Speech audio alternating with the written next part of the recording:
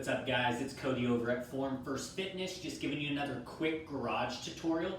Today we are going to talk about a lawnmower row.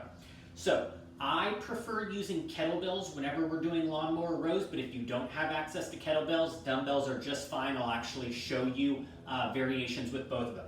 So what we're going to do is I have my kettlebell. I am going to start my row with my right arm. So I'm going to have a staggered stance, left foot forward, right foot back. That front foot is firmly planted into the ground. I am connecting to the ground with my heel, my big toe, and my baby toe.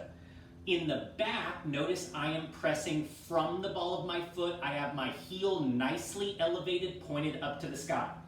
From here, with the kettlebell right at the arch of my front foot, I'm going to push my hips back and I'm just going to bend that front knee until I have a nice vertical shin.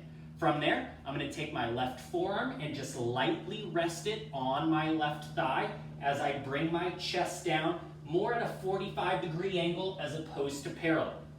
I'm going to grab that kettlebell, make sure my back is nice and rigid, nice and tight, flat spine, as I then row that kettlebell handle right into my back hip pocket, slow and controlled coming down, a full touch on the ground. Row it right back into that hip pocket, slow and controlled coming down.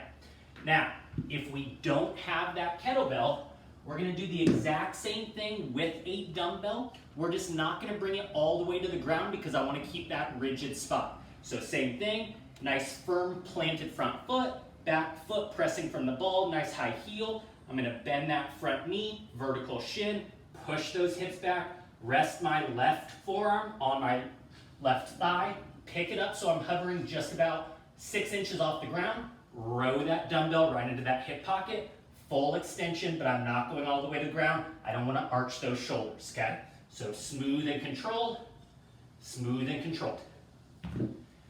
If you guys like the video, make sure to like, comment, and subscribe.